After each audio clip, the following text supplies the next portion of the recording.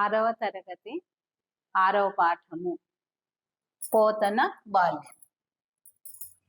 పోతన బాల్యము అనే పాఠ్యాంశము రాసిన కవి వానమామలై వరదాచార్యులు గారు రాశారు కవి.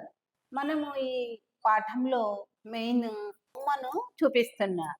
ఈ చిత్రంలో అందరూ కలిసి ఆడుకుంటున్నారు మైదానంలో. ఈ దాంట్లో ఒక్కొక్కరు ఒక్కొక్క ఆటను ఇష్టంతో ఆడుతున్నారు. గోటీలాట, జారుబండ, కబడ్డీ, వామన గుంటలు, ఇవన్నీ ఆటలు ఈ చిత్రంలో చూపబడ్డాయి. కబడ్డీ, జారుబండ, గోటీలు, వామన గుంటలు, అలాగే కర్రబిళ్ళ, ఇవన్నీ ఆటలు ఈ చిత్రంలో చూపబడ్డాయి. మీకు ఇష్టమైన ఆటల గురించి కూడా, మీకు ఇష్టమైన ఆటల్లో క్రికెట్, అలాగే కబడ్డీ, వాలీబాల్, ఇలాంటి ఆటలన్నీ మీరు ఇక ఆడుతూ ఉంటారు. ఈ ఆటల గురించి ఎందుకు చెప్పబడింది అంటే పోతన పాఠం ఉద్దేశం.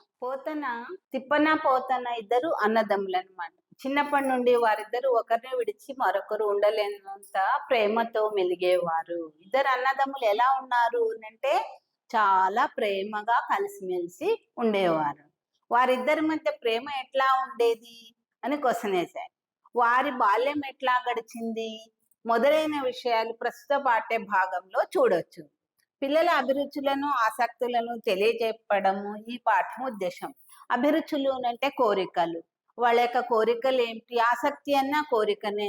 ఇష్టాలు, అభిరుచులు అంటే ఇక్కడ ఇష్టాలను, పిల్లల యొక్క అభిరుచి ఏమిటో తెలియచెప్పడం ఈ పాఠం ఉద్దేశం. తిప్పన పోతన అన్నదమ్ములు ఎలా ఉండేవారు అంటే చాలా కలిసిమెలిసి ఉంటే రామలక్ష్మణులతోటి పోలుస్తారు.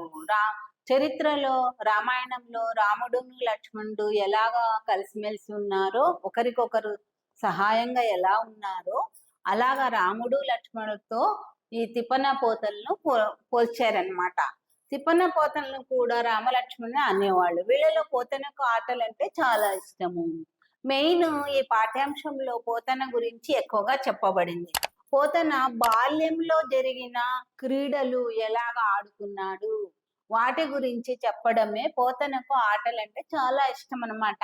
బాల్యంలో అన్నదమ్ములు ఇద్దరిని రామలక్ష్మణులు ఎందుకనేవాళ్ళు, పోతన ఏ ఆటలు ఆడేవాడో అతన్ని చూసిన వాళ్ళు ఏమనుకునేవాళ్ళు వానమామలై వరదాచార్యులు రాసిన ఈ పద్యాలను చదివి తెలుసుకోండి. తిప్పన సౌభ్రాత్రమున నప్పురిన్ గల చిన్న పెద్దలందరికీ గడున్ మెప్పనుజున కన్నయనన్ గొప్పగున్ దమ్మున్ డన నన్నకున్ ప్రాణంబౌ. ప్రాణంబు అంటే చాలా ఇష్టము, చాలా ప్రేమ, చాలా ఇష్టం అన్నమాట. ప్రాణము, తన ప్రాణం ఎలాగో పోతన ప్రాణాన్ని కూడా అంటే అంత ఇష్టంగా తిప్పన చూసుకునేవాడు పోతనను అని అర్థం. సౌభ్రాత్రమున అంటే అన్నదమ్ములు అని అర్థం.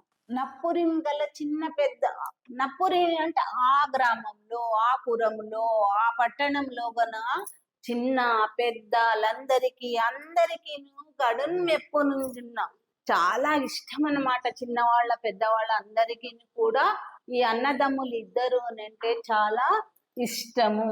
అనన్ గొప్పగున్ దమ్మునుండన నన్నకున్ ప్రాణంబు.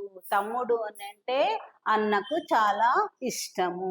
తనకెవ్వరేదేని తినుబండమిడిరేని ఎనుజుని కిడక తిప్పన తినండు. అనుజున్నెవ్వరేమనినా తానడ్డము వచ్చు మైనింగను వ్రాలనీడు. గడియసేపింట దమ్ముండు గానరాకున్న వెదకున్ గన్పడున్ దాకా వెతను జందున్. తన ప్రాణంనకెంతైను కూర్చు వస్తువే నవరజున్ డడిగినంత నొసంగు. ఒసంగు అంటే ఇచ్చేవాడు. తనకి ఎవ్వరేది అని తినుబండరు. తిప్పన తనకు ఎవరైనా ఒక వస్తువు తినడానికి ఇచ్చేస్తే అది అనుజును అంటే తమ్ముడు, తమ్ముడికి ఇవ్వకుండా తాను తినడు. అనుజుని ఎవరేమన్నా తానడ్డము. పోతనని ఎవరైనా ఆటల్లో ఎవరైనా ఏమన్నా అంటే తిప్పన వెళ్ళి అడ్డంగా వాళ్ళతో ఆ కొట్లాడేవాడు. వచ్చున్ మై నీంగను వ్రాలనేడు, తమ్ముడి పైన ఈగను కూడా వ్రాలనీయకుండా, మీన్స్ అంటే అంత బాగా సహోదరుడు అని అంటే ఇష్టం అన్నమాట.